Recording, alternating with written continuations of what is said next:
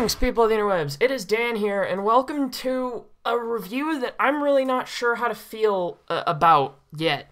Raw, March the 13th, 2017 review and results.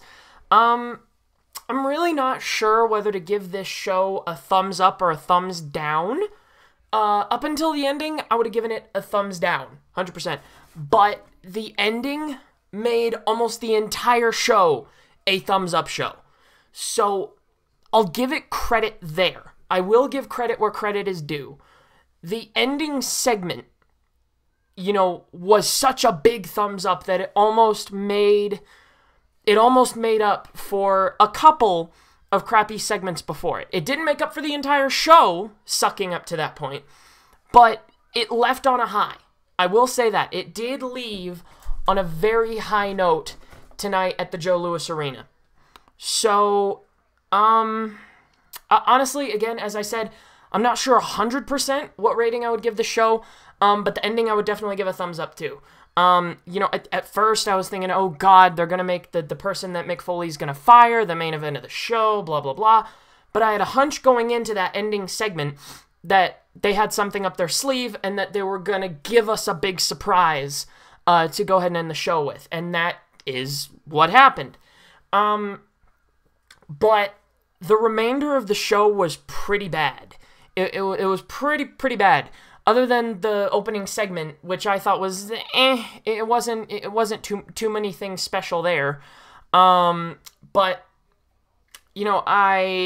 other than that opening segment, which was meh in my opinion, it was a pretty bad show. It was a pretty bad show. Anyway, so let's get into it. Speaking of the opening segment, Raw, March the 13th, 2017, live from the Joe Louis Arena in Detroit. This was apparently the final WWE event at the Joe Louis Arena, because apparently they've got some new arena going up downtown, and they're going to be using that one from now on. They're no longer going to be using the Joe Louis Arena for events in Detroit. I'm not sure if the Joe Louis Arena is getting torn down or whatever. It'd be a damn shame if it was getting torn down, because I know that that's a very historic arena, not just for WWE, but for sports in general. So, I don't know. I'm not sure how I feel. If the Joe Louis Arena is in fact getting torn down, then again, as I said, it's very sad. But, on the other hand, what a better way to, old school in wrestling signifies that you go out on your back. And this Raw certainly caused the Joe Louis Arena to go out on its back, because it was a bad event, like I said, up until the ending. So, we open this show. Brock Lesnar comes out, opens with Lesnar's music. He comes down with Heyman, which I thought, thank Christ, we actually have a decent opening to the show tonight. Heyman asks if it was a vision, if it was simply his mind playing games with him, that he saw Goldberg get F5'd last week at the hands of Brock Lesnar. He says that the vision that he has for WrestleMania will cause the so-called announcers, thank you, Paul Heyman, Michael Cole and Byron Saxton need to get the fuck out. Corey Graves is the only competent one amongst you clowns. So, Corey Graves and Mauro Ranallo are the only two competent announcers amongst the entire announce team, which they have a total of 7 on Raw and SmackDown. And Corey Graves and Mauro Ranallo are the only reasonably competent ones of those 7. Does that maybe come up as a bad sign to you? Anyway, he says that his vision of WrestleMania will cause the so-called announcers to finally say, "Down goes Goldberg." That the scene will be caused by his Goldberg-eating beast, Brock Lesnar. And then, this was actually really funny. I've not seen this before. Part of the crowd started chanting Goldberg, and the rest of the crowd started booing that portion of the crowd. It was crazy. Like, I've never seen the crowd turn on the rest of the crowd. How does that happen?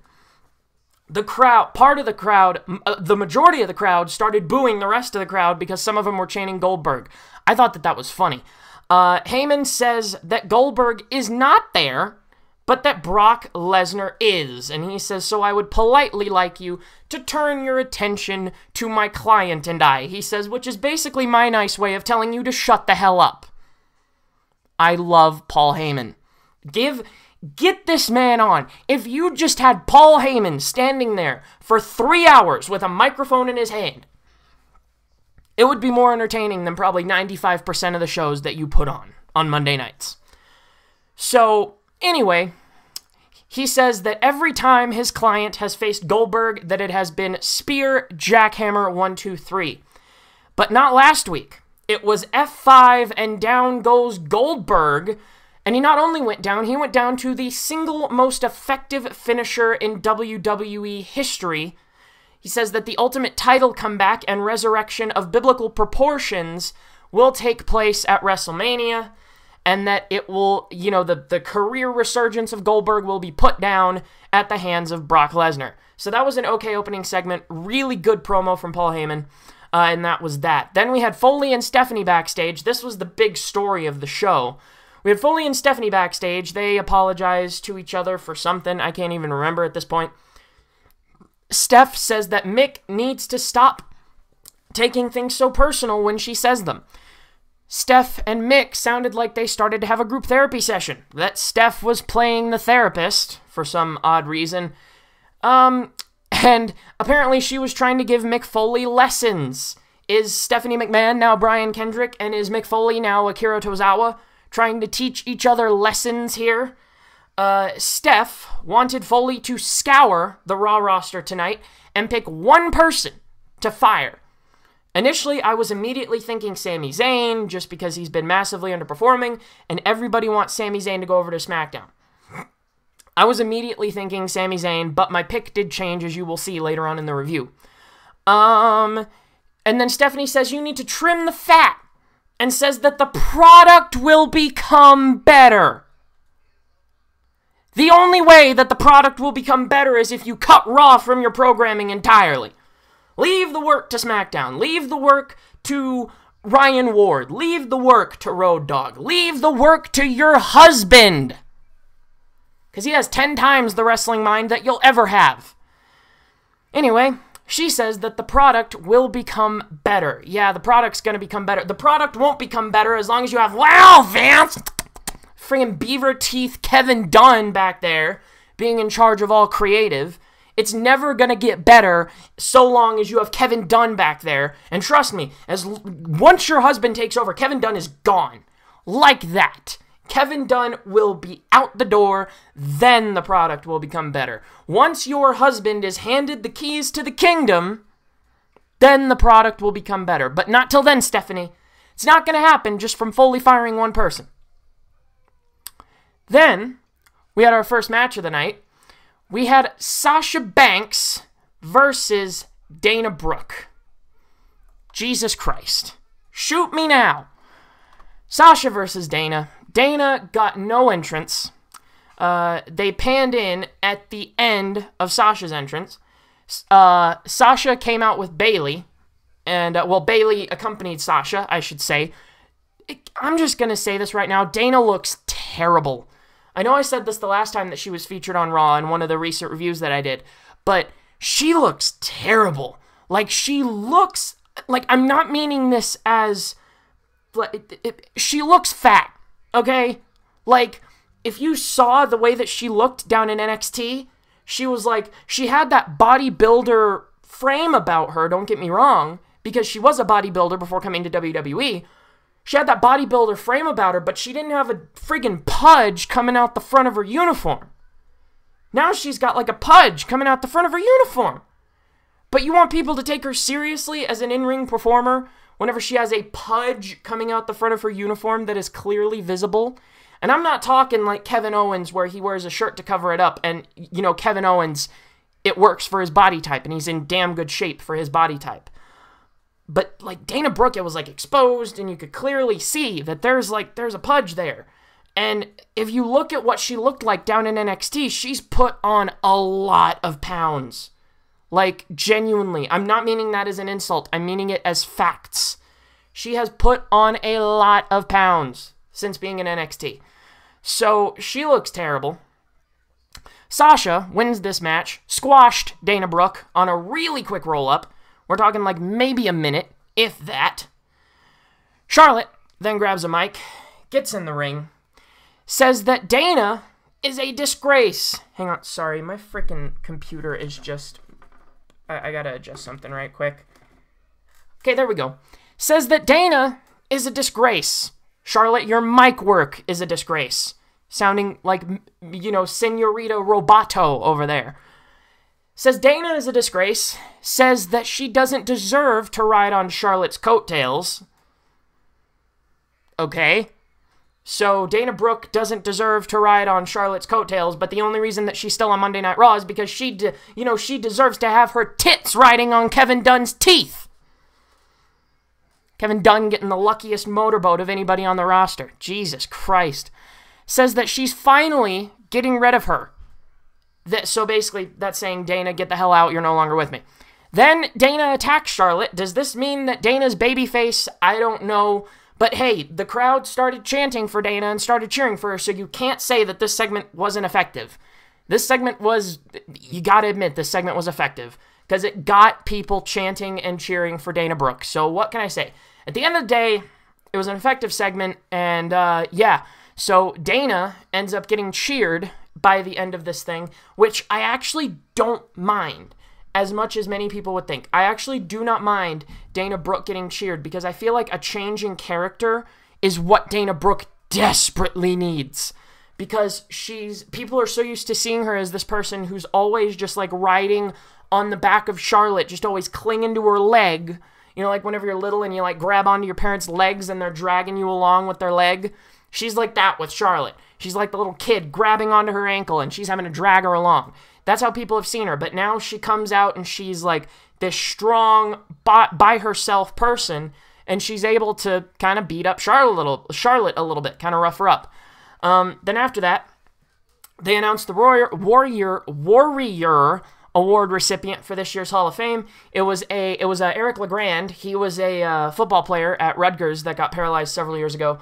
I actually remember when this happened. I was probably about 11 or 12 years old, and it was all over the national news. He had made a funny impact with this player during a game, and he was paralyzed from the neck down. And doctors were giving him like a 5% chance of ever regaining any neurological function of any kind. But, now he's got movement in his shoulders and motion in his arms again, and, he's vowing that he's going to walk again someday. So I really like the fight in this kid. So it is deserved, I will say that. Even though the Warrior Award isn't much of an important award, they did say that he was a WWE fan growing up. So now I'm guessing they're inducting him into the Hall of Fame as a Warrior Award recipient. So, I mean, hey, good for him. Good for him. I will say that. So, they announced Eric LeGrand as the Warrior Award recipient. And then we moved on to Cruiserweight action, a.k.a. piss break action. This is where everybody's leaving to go take their bathroom breaks and to go and get concessions. This was that match.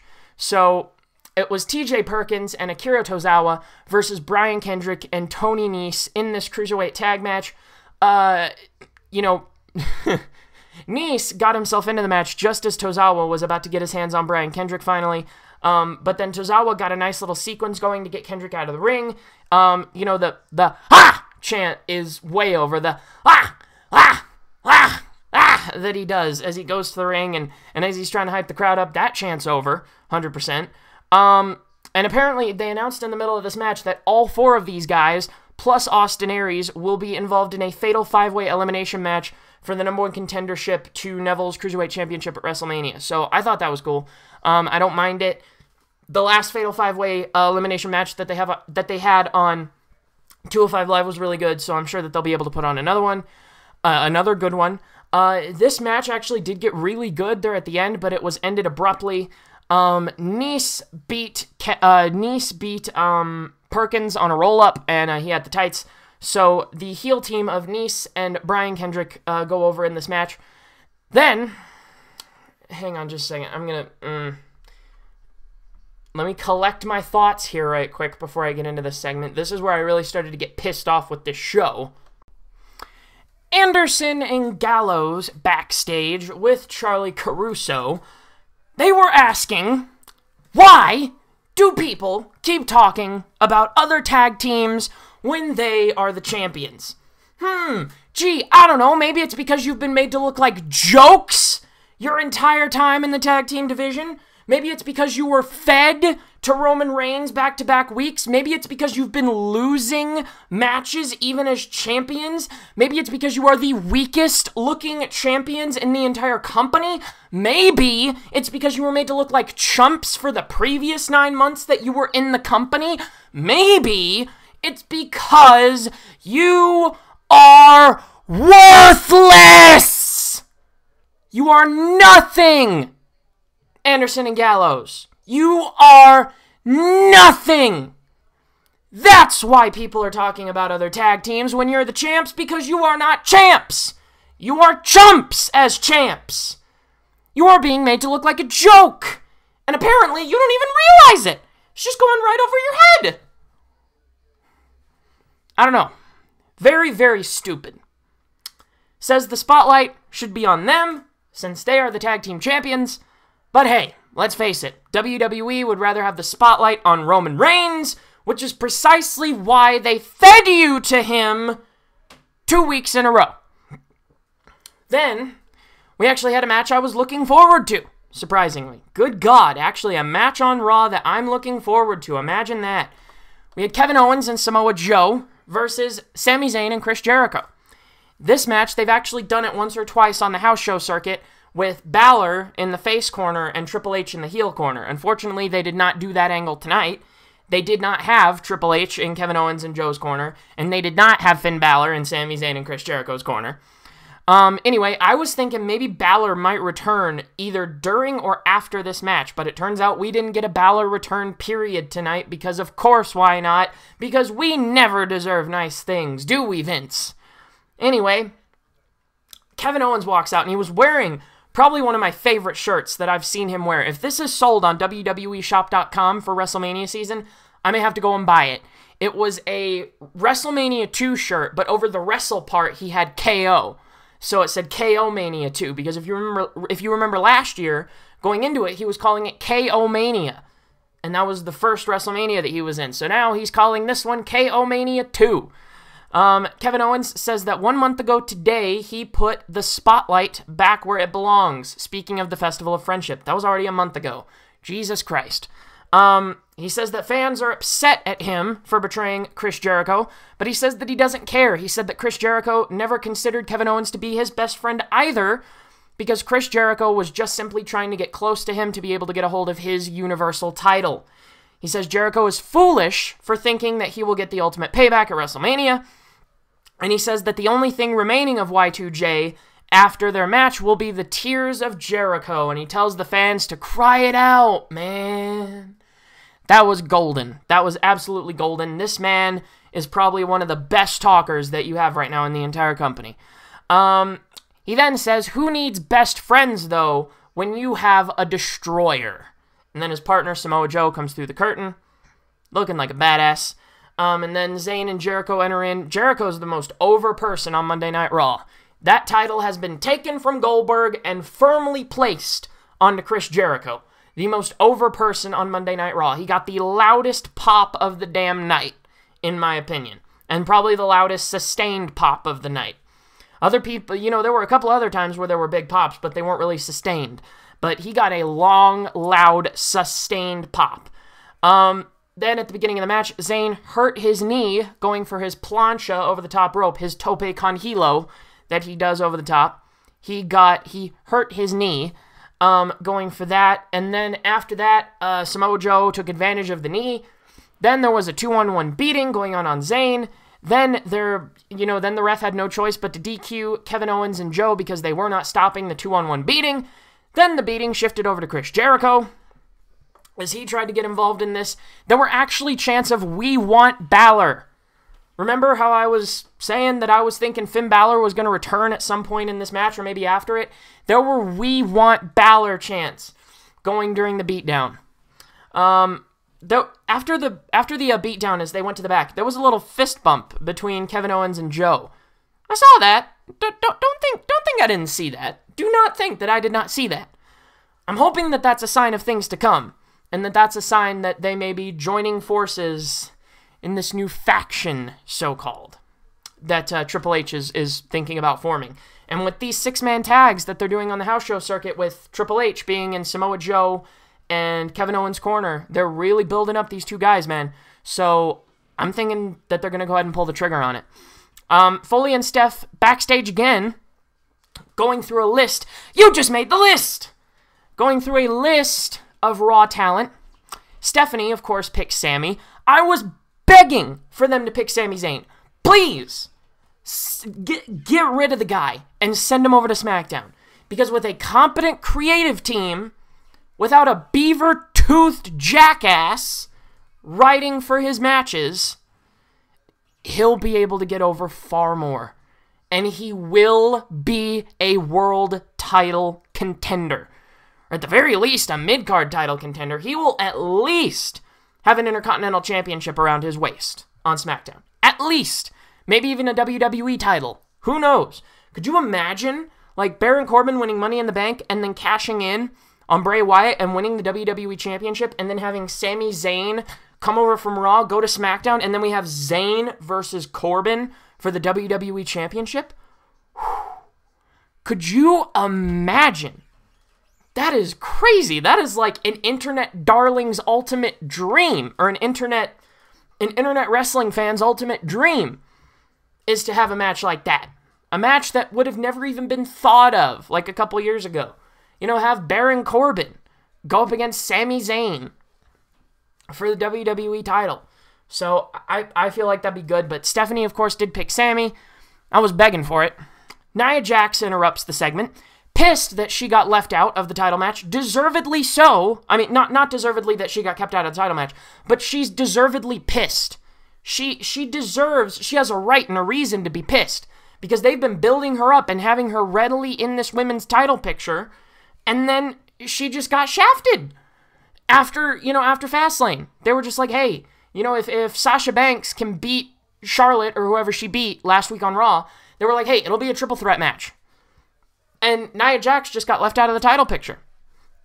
So Steph looks to Nia and books her to get buried by Bayley tonight. Or at least I thought she would get buried. I'm not sure what happened in their match later on in the night, but we'll get to that. Foley says that he needs to walk away to clear his head. Because, of course, there's a lot swirling around in that brain, like who you're going to fire, when you yourself are going to get fired, when you yourself are finally going to get that hip replaced, when we no longer need to deal with you getting beaten down on WWE television, when we will finally see Kurt Angle take over your spot. All that swirling through your head. So, Jinder Mahal, HGH Mahal, Juicer Mahal, Juicy Juice Mahal, Juicy Drop Pop Mahal, confronts Foley backstage and says that he is a main event level talent.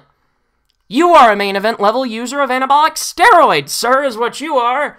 That's the only main event level you'll ever be at, is the main event level of using steroids. Got veins popping out of every part of your body, bro. Anyway, so Mick books him to get buried and fed to Roman Reigns. How many more people do you need to feed to Roman Reigns to try to get him over and to have the fans continue to boo him out of the building? How many more people, how many more of your talent are you going to feed to this man in order to try to get him over? And how many times do you need to hear him get booed out of the building in order for you to realize, gee, this is not working? Anyway, New Day was backstage. New show called New Day Talks. Say that they wanted the biggest guest possible. So, of course, they brought out the Big Show.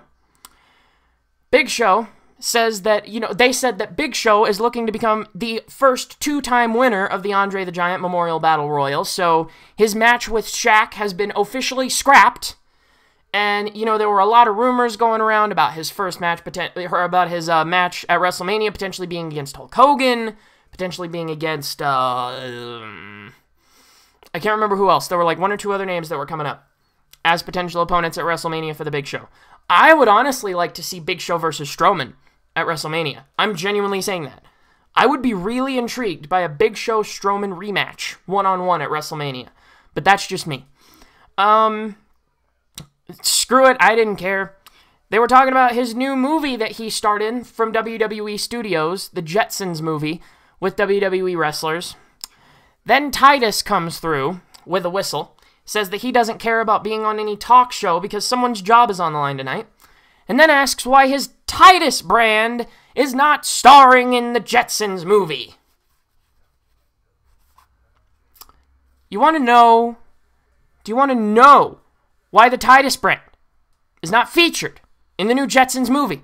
I don't know. Maybe because it sucks? Maybe because the leader of the brand is a loser? Maybe it's because you're worthless? Maybe it's because you lose every single match that you're involved in? Maybe it's because ever since you broke up with Darren Young, you have been worth nothing? And you are now the king of catering with Jack Swagger potentially gone from the company? That's why the Titus brand is not starring in the new Jetsons film. Because the founder of the Titus brand, sir, is a no-good loser. A no-good loser. Then he shoves the Big Show. That set up a match later in the night. Because of course it did. Then we had the number one contenders match for the tag titles between Enzo and Cass and Sheamus and Cesaro. Enzo and Cass being their usual PR men selves, selling their merchandise. They got a new coffee cup, a cup of haters mug. So, anyway, Cass says that March Madness is in full swing and that they are the bracket busters. Says that they will be the Cinderella story. Honestly, when this match started up, I went and I made a ham and turkey sandwich. That shows you how much I care. When this match started, the bell rang, I went and made myself a ham and turkey sandwich. Delicious, by the way. Couple slices of ham, couple slices of turkey, ketchup on one slice of bread, mustard on the other, laid the meat on it. Unfortunately, I ran out of cheese. Unfortunately, I had no cheese in the apartment. But just ham, turkey, mustard on one slice of bread, ketchup on the other. I enjoyed that ham and turkey sandwich more than I enjoyed tonight's episode of Raw. There you have it. So I made a ham and turkey sandwich during this match because I don't care. Normal hot tag stuff from Cass. Enzo gets the crap beat out of him, goes over. Cass does his normal hot tag stuff. The club interfere. Disqualification. Triple threat match at Mania confirmed. Gallows and Anderson. You know what I found odd? Is that Gallows and Anderson can do this and nobody bats an eyelash. Nobody bats an eyelash when Gallows and Anderson did this. But Sasha did this exact same thing at I think it was Fastlane. Or no, that one episode of Raw where Bayley first won the title. That episode of Raw where Bayley first won the title. Sasha Banks did this exact same thing and just nothing happened. Just, she didn't get nothing done to her. You know, but the club do this exact same thing in a tag team match and they just get disqualified right off the bat, right? But Sasha can do whatever she wants and do this exact same thing in a women's title match and just have nothing, you know, not even a number one contenders match, a women's title match. And she can do this exact same thing and just nothing gets done to her. Alright then, I get it. Then they showed the segment involving Undertaker and Roman from last week. The Undertaker, Braun Strowman, and Roman Reigns from last week. They showed Strowman getting in the ring, doing that little, I got you, nod to the Undertaker. That was not a heel move. That was a sign of respect from Braun Strowman, first off. Now, I do understand that people were pissed because they honestly thought that they were getting a match between Strowman and The Undertaker, which people would actually rather see now over Roman Reigns and The Undertaker. You know, like a year ago when this match was first being rumored, like pre-brand split Braun Strowman, when this was being rumored, people were all against it. But now that we're starting to see who Braun Strowman really is and his own character is starting to come out, people are actually wanting to see Braun Strowman go head-to-head with The Undertaker. But no, now you gotta do Roman Reigns. Okay. Anyway, they showed that segment involving The Undertaker and the silenced Roman sucks chants. The fact that you are altering a segment with your single biggest person in the history of your company. It's a disgrace. You are a joke. You do not deserve to have Mark Calloway wrestling for your company. Mark Calloway does not have to be there putting on the same damn black suit, same black trench coat, same black hat. He does not have to do that. He's made enough money to where he could just ride off whenever he wants to. But no, he decides to still stick with you. And despite that, you alter a segment that The Undertaker is involved in? Where is The Undertaker's creative control? Why hasn't The Undertaker's mythically powerful creative control come into play yet? Because allegedly, people say that whenever WWE has anything to do with The Undertaker's character, they call Mark Calloway first. They call Mark Calloway first most important person that they call with anything to do with his character's storylines at all. Anything to do with The Undertaker's storylines, they call him. They call The Undertaker with anything to do about The Undertaker's storylines. But yet he hasn't activated his magical creative control. He hasn't realized, wait a minute, this might not work. Really? But no, they want to go out and just silence the Roman sucks chants. Alright, makes sense. I got very pissed from this point on in the show right up until the ending. I was just angry. I was just mad. Then Foley confronts the tag teams backstage, officially confronts Anderson and Gallows backstage, and officially books the triple threat at WrestleMania between the Club, Enzo and Cass, and Sheamus and Cesaro. Then we had Jinder Hard Body Juicy Drop Pop Mahal versus Roman Reigns. Roman gets booed to hell as usual. Hard Body Mahal gets no entrance. Or I guess I can call him Jinder Mahal again because the announcers were back to calling him Jinder Mahal. They weren't calling him Hard Body Mahal anymore. Roman points to the damn sign. Everybody was pointing at the damn sign. I could point to the damn sign. I could point to the sign. I don't even have a sign in my room. But I could point to the sign. I got a poster right up here above my desk. I'll point to the poster. Does that mean anything? Does that mean I'm going to WrestleMania? Everybody's pointing at the sign. Just, I'm pointing at the poster. Does that mean I get to go to WrestleMania? I'm pointing at a World Tour poster up above my desk. Does that mean that I get to, go to WrestleMania? It's the biggest event in live entertainment around the world. I'm pointing at a Band's Entertainment World Tour poster. Specifically Pentatonic's World Tour poster. I'm looking up at that. Does that mean that I get to go to WrestleMania? Of course not. Everybody was pointing at the sign. Undertaker chants right off the bat. Undertaker chants right off. And I saw something. I don't know if anybody else noticed it. I want you to think about this, okay? Roman. You remember how, everyone says that they're trying to make Roman Cena 2.0, right?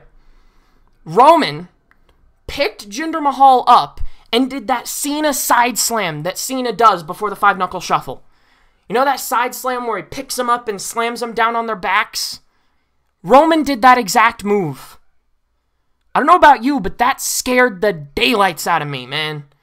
That scared me so bad when he did that Cena-style side slam, because that shows me they're turning him into Super Cena 2.0. But now that Cena's over on SmackDown, he actually has competent creative writers. He can actually put guys over now when he wants to. But no, they got to turn Roman into Super Cena 2.0. Okay. Taker's music hits, just the single gong, though. It was just a single gong, nothing more. Crowd goes crazy. Single gong, nothing else. Then the crowd immediately turns on it. Mahal nearly got a win.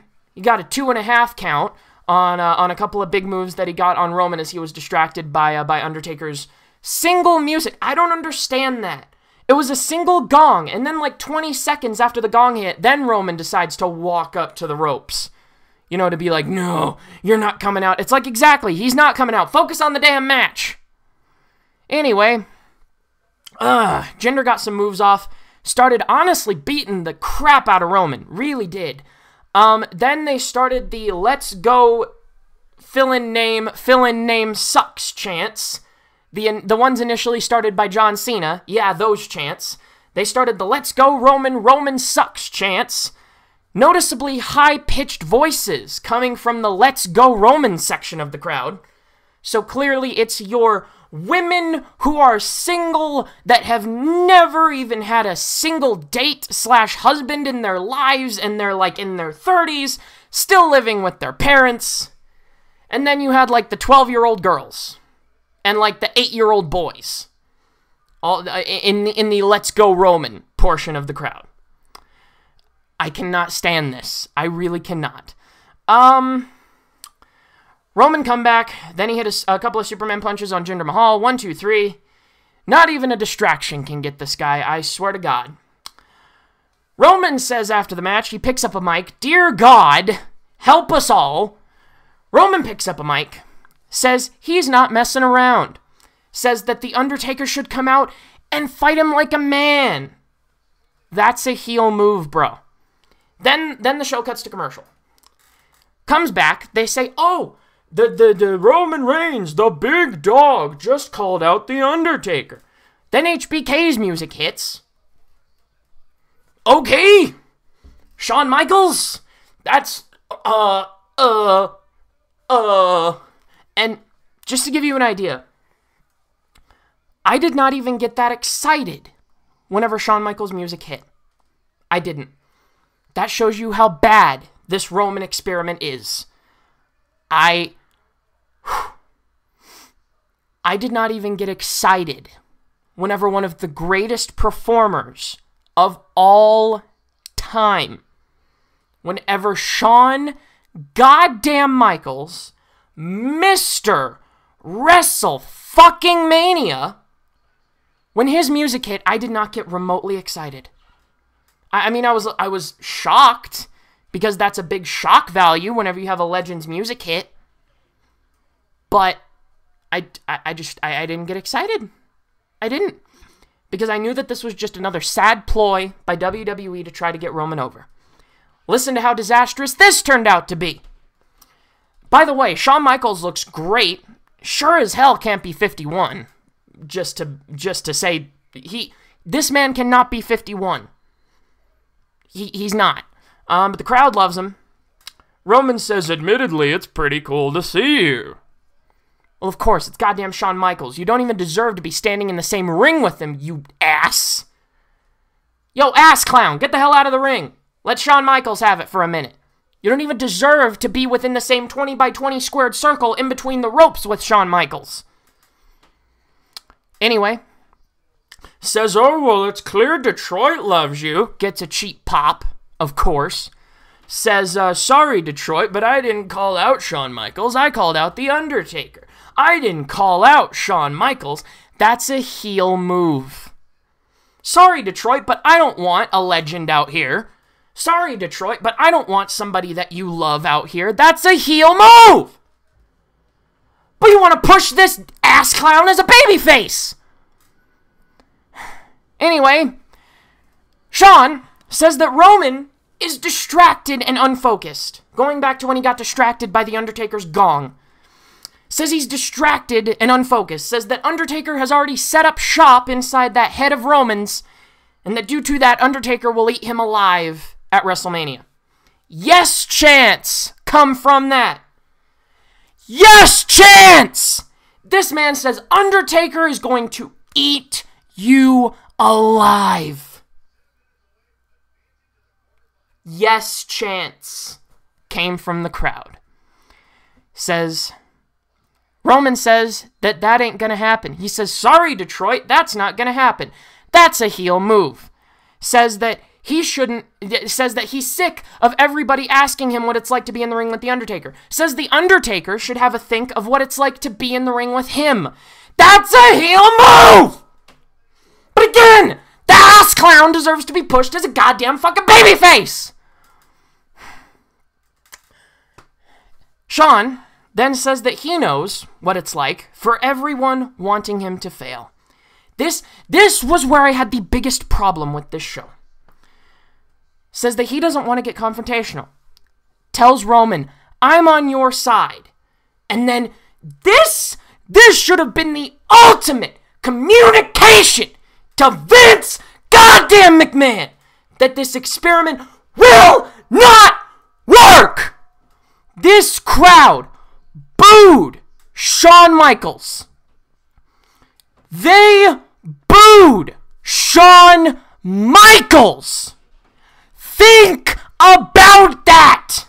They booed one of the most respected in-ring performers in the company's history. They booed one of the most popular people that this company has. They booed a man who has put on great match after great match after great match after great match. They booed a Hall of Famer. They booed a legend who is in the ring with Roman Reigns. They booed a legend because he gave a compliment to Roman Reigns. What does that tell you? Roman is causing crowds to boo a legend. This man, he willingly moved to Orlando from San Antonio. He didn't have to do that. He does not need to be in the Performance Center day in and day out with your talent. He did not need to do that. He's made enough money to where he can just sit at home and do nothing for the rest of his life. He did not need to move down to Orlando to work with your talent. Most of your talent should be lucky that they are within the same city limits as the Heartbreak Kid. Most of them don't even deserve to receive training from Shawn Michaels. But he is there, day in and day out. And you have the disrespect to one of your best performers, wrestlers of all time to have him go out there and humiliate himself.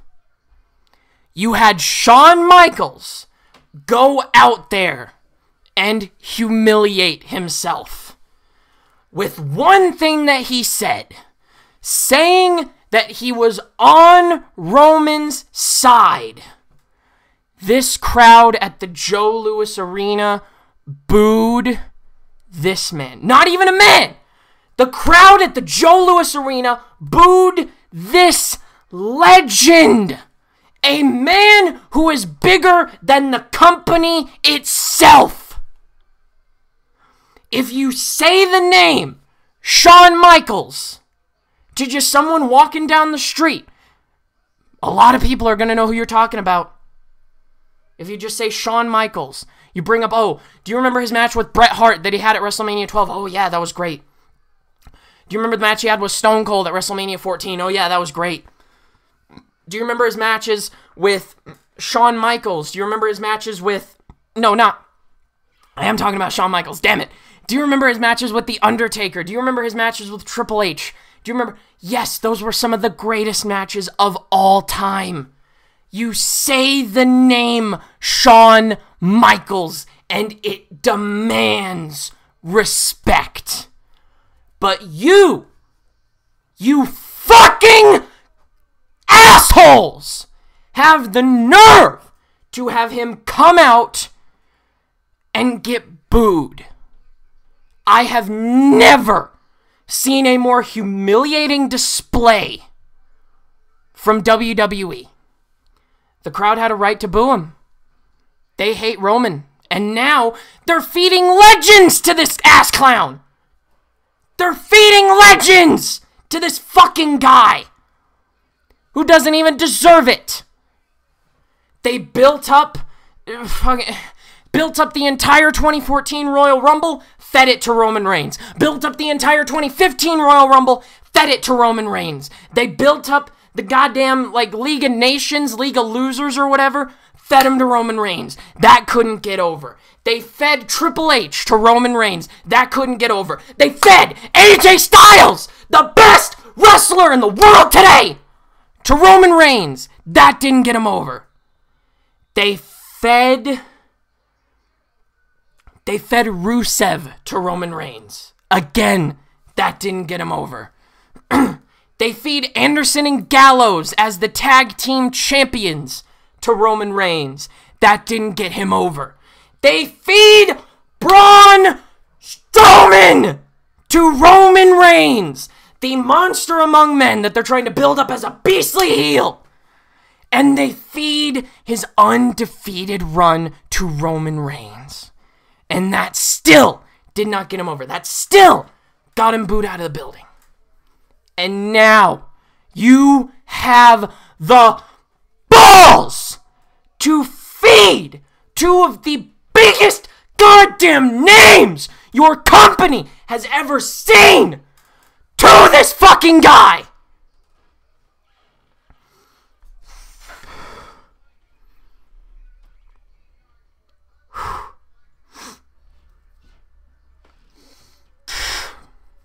I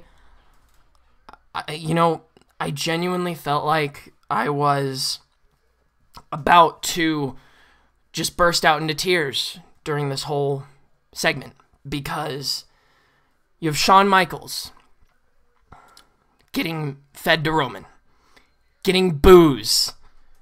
That is the first time since his last heel run with the company that I've seen him get boos.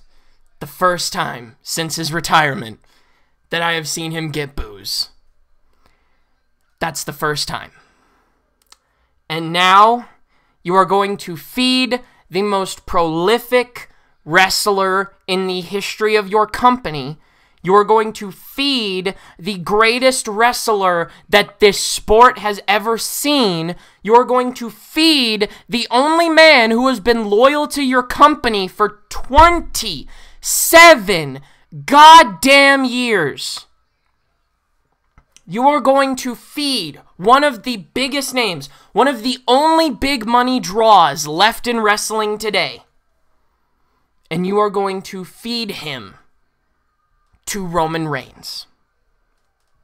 That is the ultimate career killer. So after this, Roman says that with all due respect to Shawn Michaels, Undertaker retired you. Again, that's a heel move. Then he says, and I'm going to retire The Undertaker. And then every wrestling fan is going to burn Orlando to the ground whenever Roman retires The Undertaker.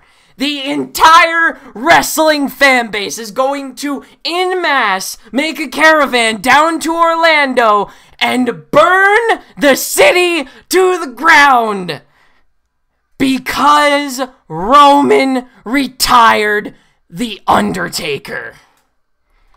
Alright, then Roman leaves. Strowman destroys Roman on the ramp. Got thank you Strowman chants from the whole crowd. And that was the end of that dumpster fire of a segment. I'm sweaty and I'm worn out, and I think I may have partially lost my voice. Oh god. Let's hope I make it through the rest of this review. Steph and Foley backstage again after that segment. Like I said, up until the ending of the show, I was just pissed after that Roman and HBK segment. Steph and Mick again, talking about who he's going to fire. Foley doesn't want someone to lose their job right before WrestleMania. Stephanie then says that she'll use a Stalin tactic. A Stalin tactic. Okay, that's just great. Says that if he doesn't choose someone to fire, that she will, and it may not be a decision that he likes. Okay, good. Then there was a recap of the brilliant Austin Aries Neville segment from last week on Raw. Absolute gold from those two. Aries' Raw debut happened tonight as well, and then up next was that debut. Austin Aries versus Arya Daivari. Nice little return match for Austin Aries. Wasn't anything too special.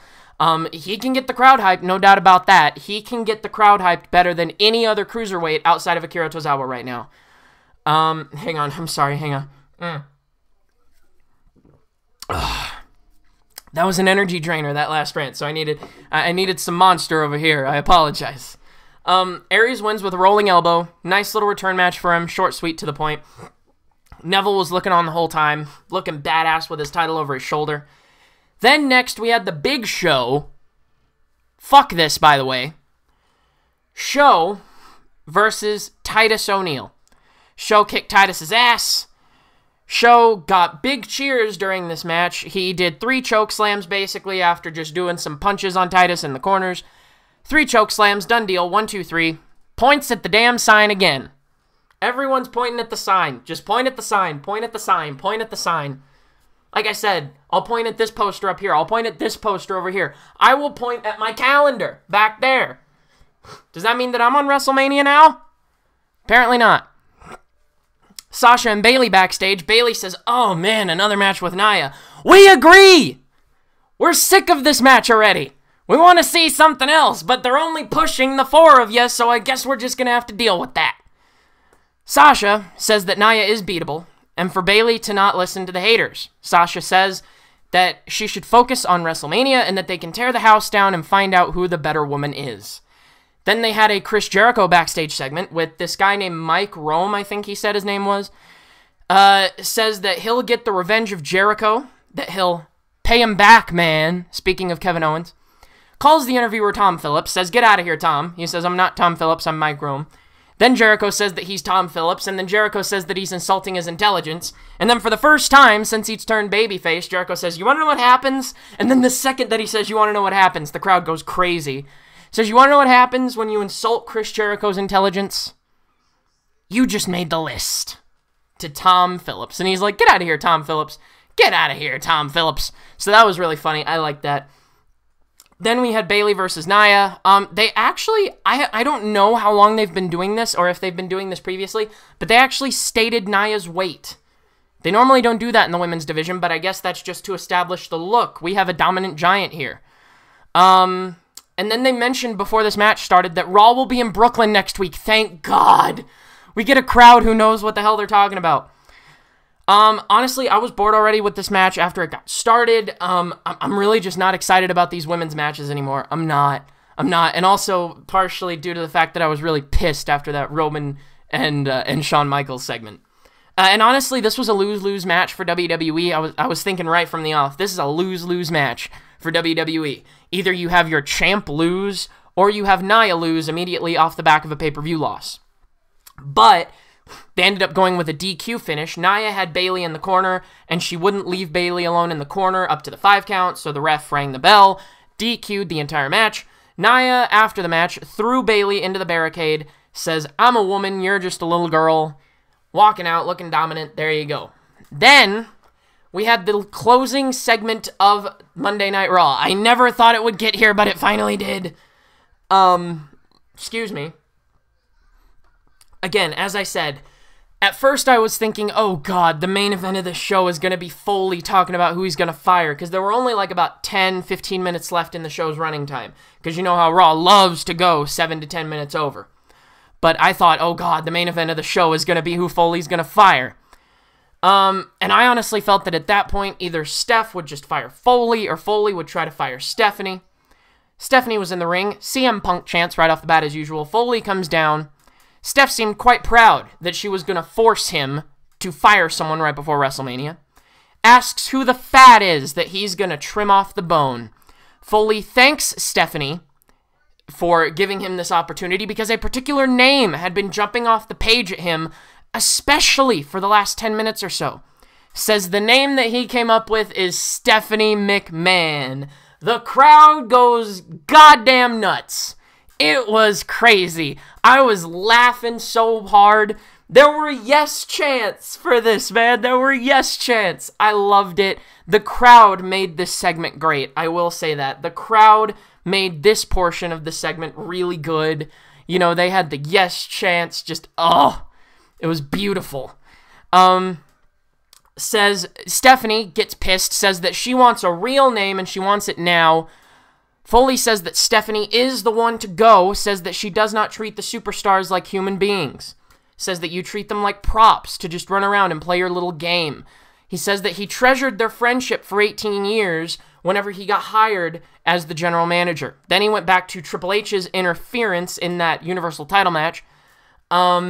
Says that said that after that match, whenever Stephanie said, I had nothing to do with Hunter interfering in that match, he said, I believe you, because if that was not the truth, then I would be looking at a really good liar and a really terrible person. And he says that he was looking at a really good liar and a really terrible person. Says that Triple H is simply trying to create his own army to destroy their own superstars.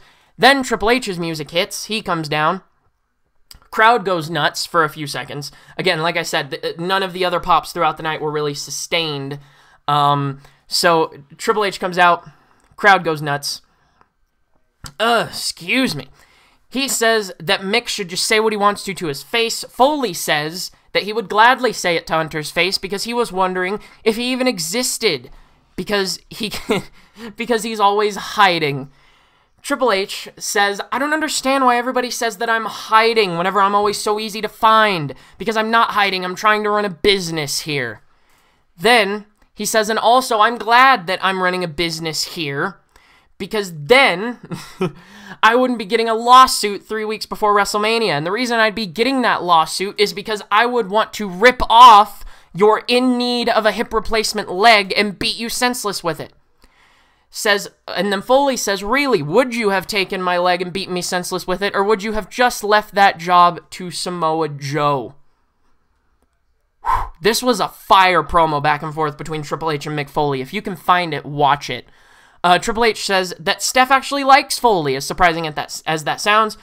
Triple H says that Mick is dangerously close to having to try to tell his dumb stories again all around the world. Foley says that he doesn't mind that, and Foley says that the entire Raw roster actually likes him and surprisingly envies him because he does not need to pretend to like Triple H.